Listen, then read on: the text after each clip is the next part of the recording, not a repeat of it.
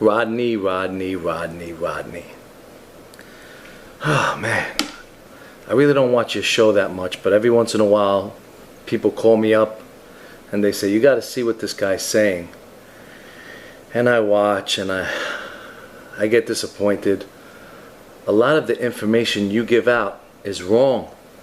Now, I know you say that I'm full of crap when I say that, but today we're going to use Robert's Rules and the Constitution and bylaws.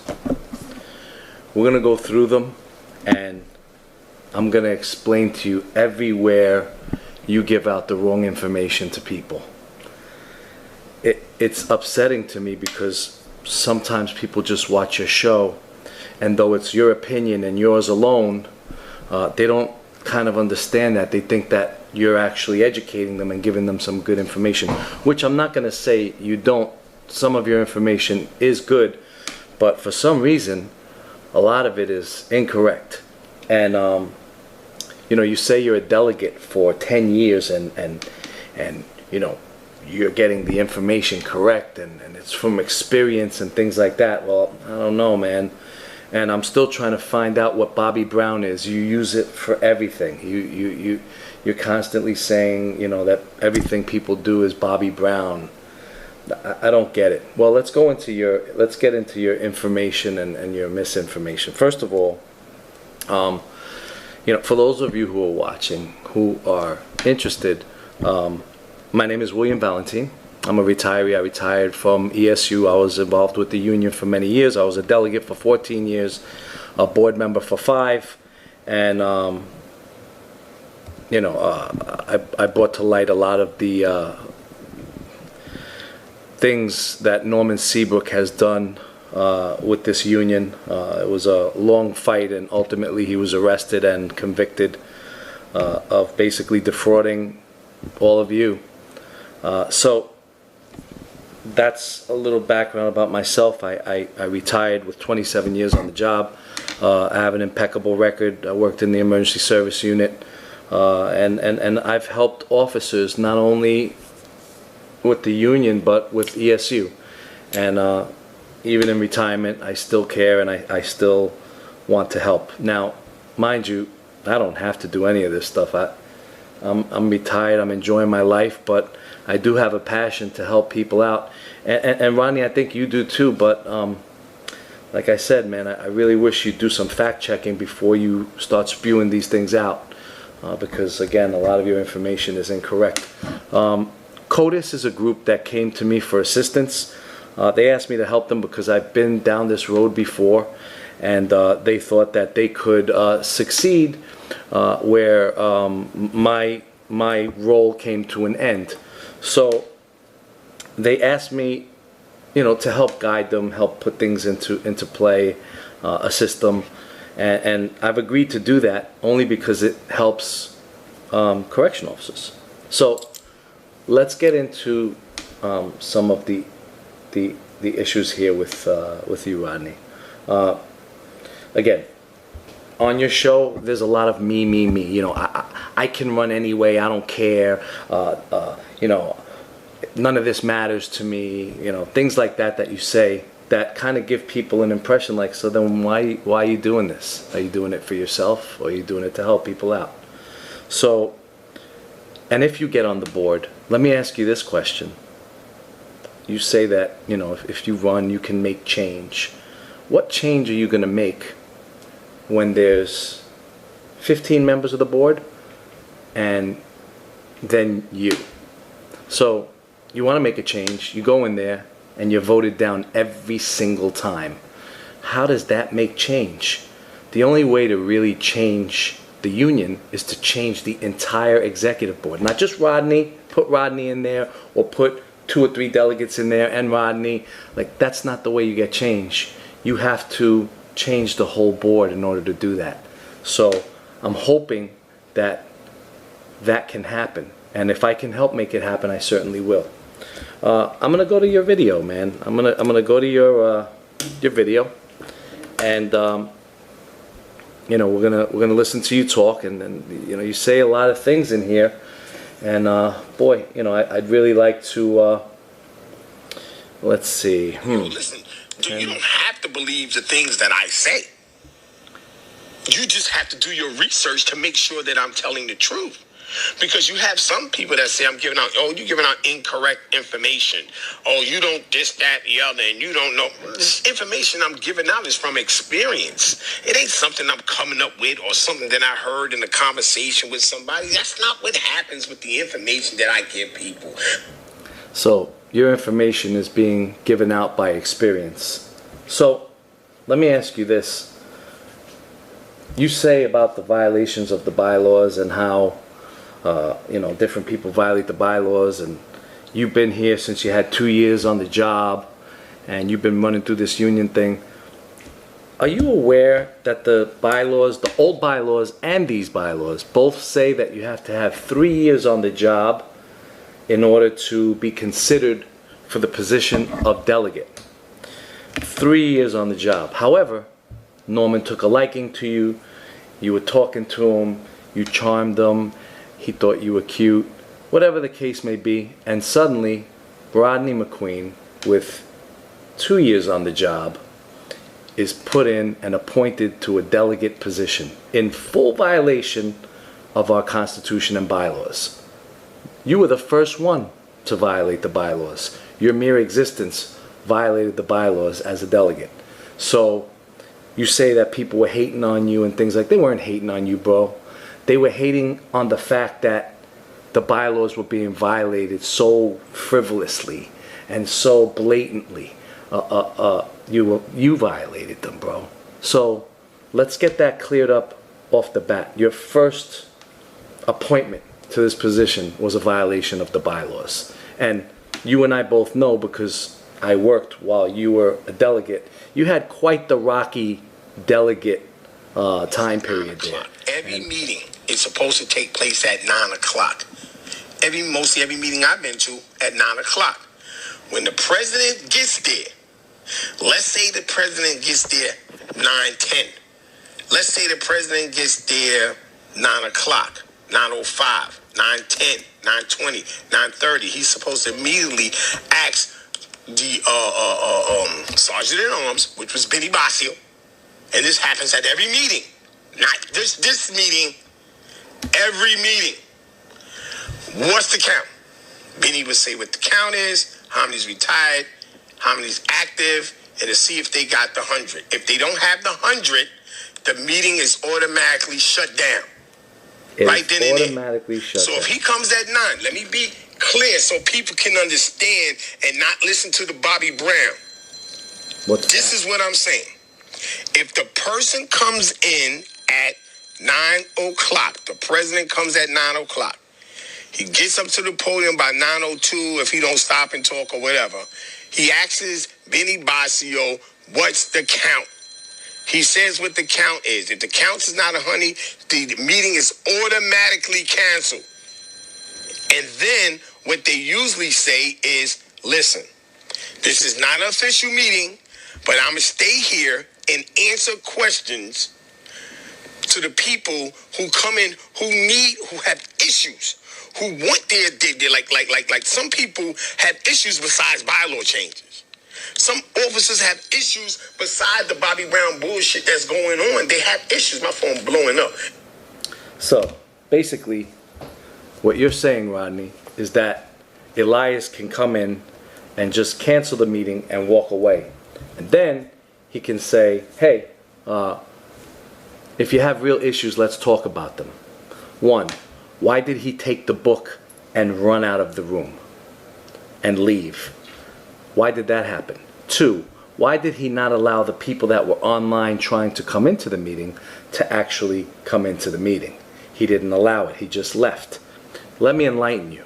First of all, our Constitution and bylaws don't say anything about anything having to do with him leaving, him taking the book, the sergeant at arms fighting, nothing like that. Let me tell you what it does say. It does say that Robert's Rules of Order governs our meetings. So let's see. Article 7, Section 2 says, this order of business may be changed at any meeting by a vote of the majority of the members present. The rules and orders of Robert's Rules of Order, most recent edition, shall govern the meetings of the association and the executive board insofar that they are applicable and are not inconsistent with the Constitution. So, Robert's Rules governs our meetings. Let's go to Robert's Rules. Robert's Rules, Article 6, Section 64 says, a quorum of an assembly is such a number as must be present in order so that business can legally be transacted. The quorum refers to the number present, not the number voting. So, retirees would add to that quorum if this is true. In all ordinary societies, the bylaws should provide for a quorum large as can be depended upon for being present at all meetings when the weather is not exceptionally bad. In such an assembly, the chairman should not take the chair until a quorum is present. So it's telling you that the chairman, who would be Elias, shouldn't take the chair until a quorum is present. And there was a quorum that was trying to sign in that he just walked by and left outside. Let me continue. In an assembly that has the power to compel the attendance of its members, if a quorum is not present at the appointed hour, the chairman should wait a few minutes before taking the chair in the absence of a quorum. Such an assembly may order a call of the House and thus compel attendance of absentees. So basically, it's saying that if a quorum is not present at the appointed hour, 9 o'clock on the dot, the chairman, Elias, should wait a few minutes before taking the chair. So, at what point, Rodney, since you chose to address it, does it say that Elias has to immediately at 9 o'clock ask for the number and declare that there will be no meeting and walk out, passing all of the members that were present coming in to sign, to vote on their amended bylaws? So, you're wrong. They want their issues taken care of. They want to speak to the president, right? So they usually allow that to happen. So at the meeting in May, whatever, I think it was May, June, whenever the meeting was, you had a group of individuals called COTAS who wanted to change the bylaws, right? They try to do it by A, B, C, D, E, F, G, the way that they did it, whatever. To me, it wasn't done properly, as far as I'm concerned. It was not done properly, all right? I'm just letting you know it wasn't done properly.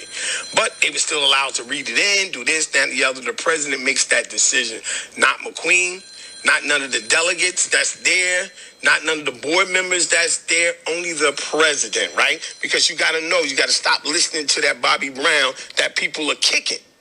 Right? So he allowed them.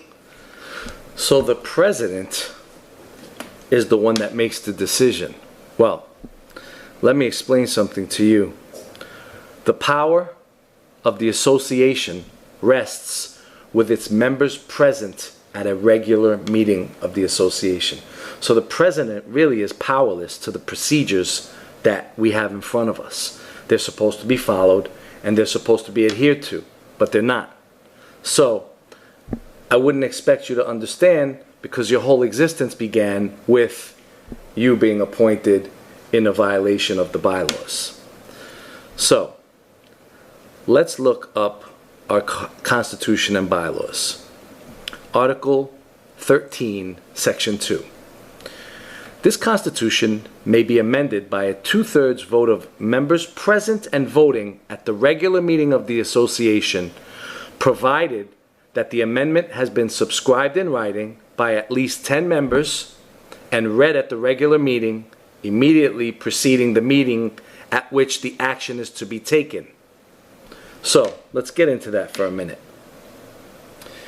A subscription was handed to Elias on film with 10 active members that signed it, that wanted to change or amend the bylaws.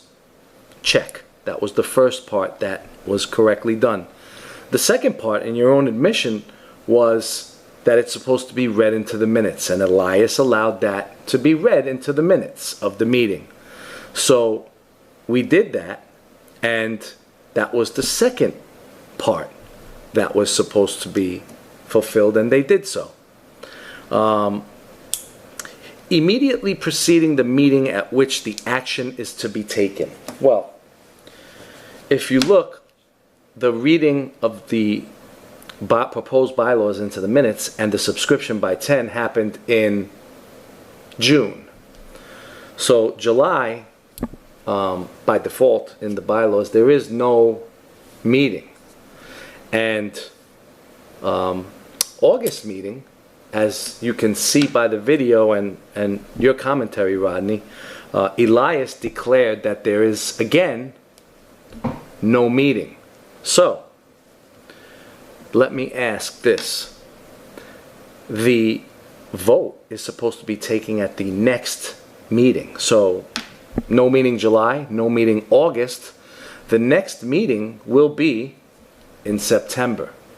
So, that's what we're asking everybody to come out to that didn't come out to the other meeting. We want you to come out. We want your voices to be heard, because at that point, on September 18th at 4 p.m., that will be the next COBA meeting. There will be instructions out there. Now, mind you, it's not at Ricardo's. It's at another location, which they will be posting very soon. So, again, Rodney, your information is incorrect. Let's go to the next one. Man, listen, man. So, Dodger says, thank you, sir, for always keeping it real. I thought there was a grace period. There is no grace period. And in the Robert rules, it states that the members in the inside, y'all just gotta read, man. I'm just like, whatever. Derek Martin says, you are just like whatever, because you say that there's no grace period, that Elias can just go in there and end the meeting at his leisure because he's the president. I mean, that's spoken like one of his lackeys. I mean, what do you say? Do you represent the correction officers, or do you represent the executive board? That's what I want to know, because I've been a delegate for a long time, and I represent my members. I have fought with Norman and the board many times for my guys, and it's your job to do the same. But instead, you're busy trying to make what he did okay. And I heard that there was some sort of a vote, and everybody voted that he did the right thing. Well, here, there's some things you may not know. Again, you think that he can just arbitrarily end the meeting. There's no grace period. I've read this already to you. Article 6, Section 64 of Robert's Rules of Order.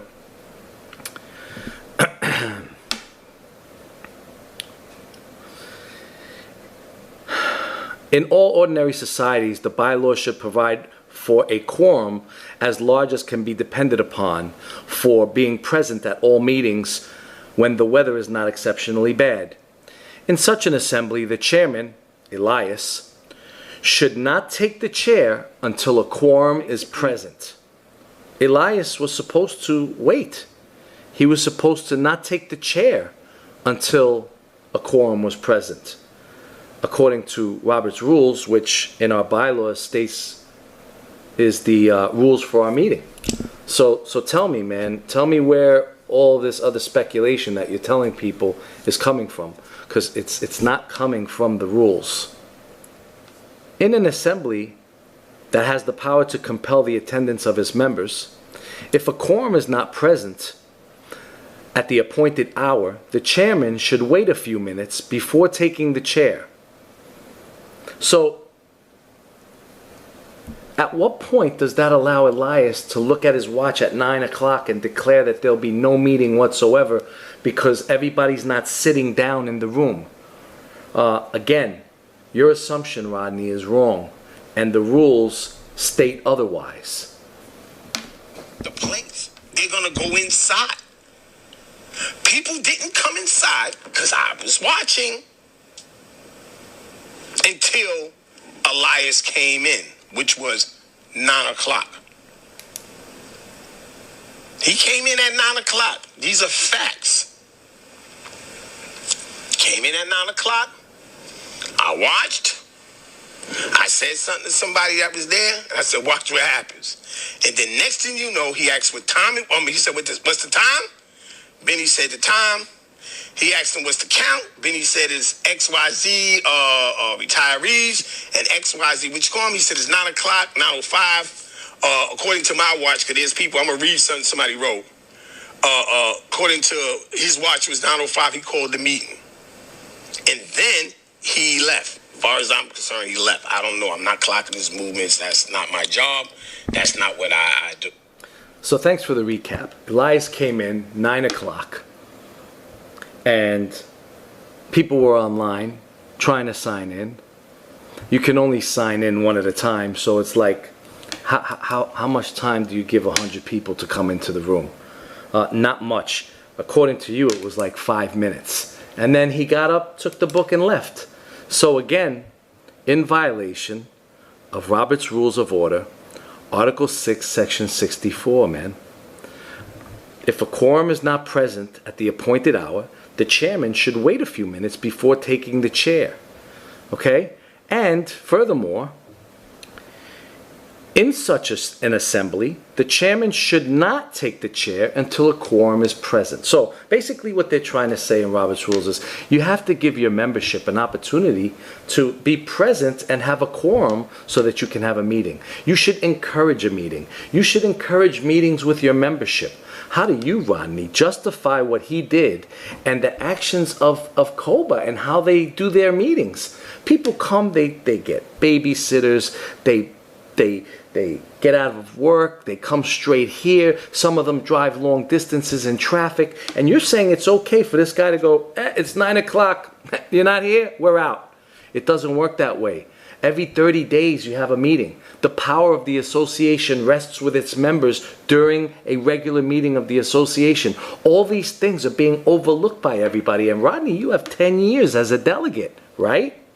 You have so much experience. Why aren't you standing up there fighting for your membership? Because I'm quite sure there's a lot of people that you know, and even some people in your jail that came out to that meeting that were crapped on by Elias because he knew that they were going to have a vote on unfinished business, which was the amendment to the bylaws. Okay, which is being done, by the way, exactly how Article 13 says to do it. Exactly. So, let me read you something else you might not know about Rodney. And I know you don't because I heard your rant.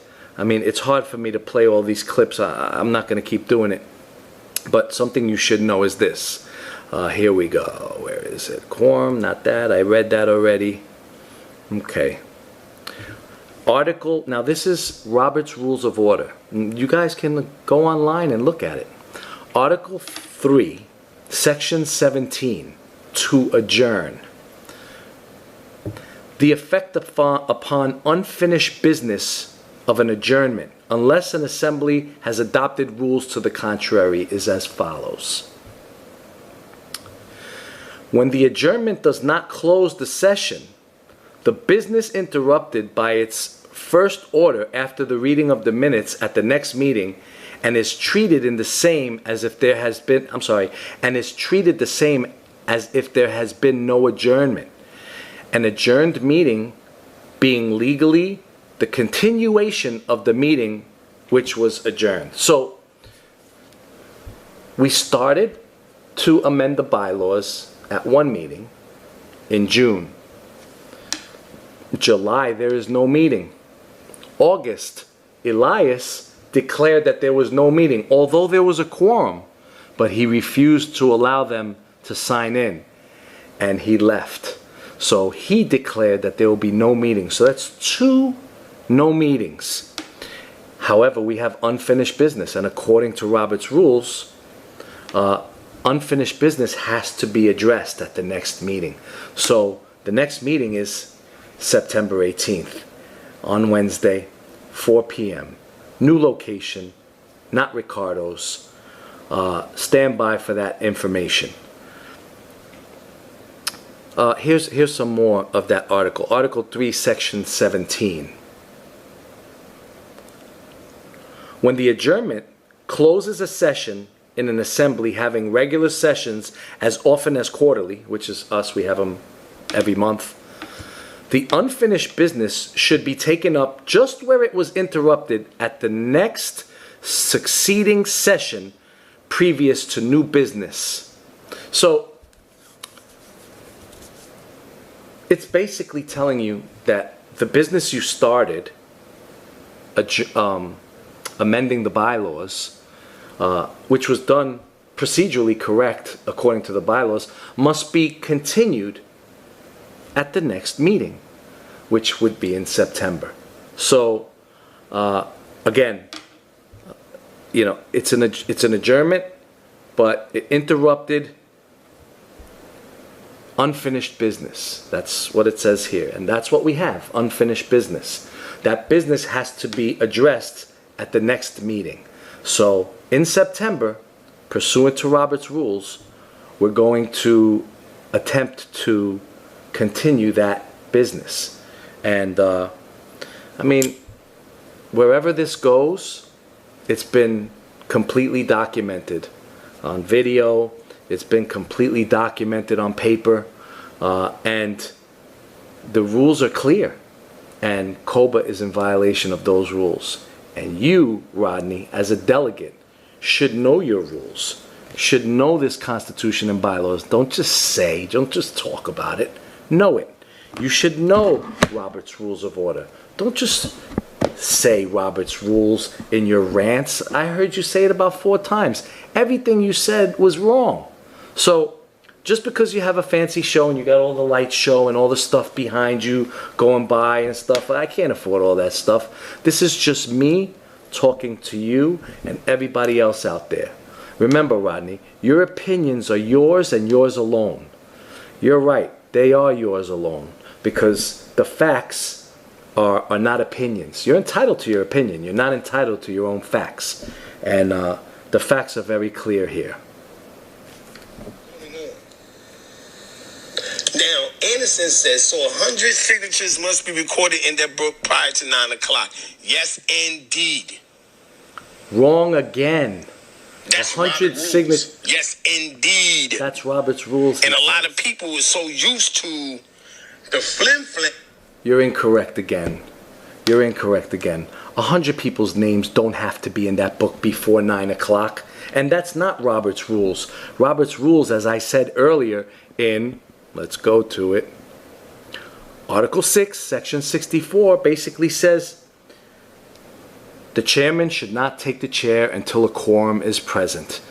It goes on to say if a quorum is not present, at the appointed hour, the chairman should wait a few minutes before taking the chair.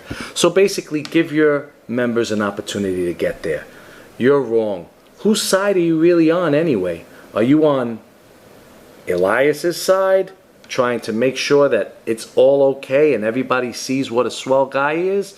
Or are you on your members' side and show how they were crapped on by their union? They're trying their best to get this thing done according to the rules. They're entitled to do it. And they're not being allowed to do it. It's trickery, it's sneakery, it's all this other crap.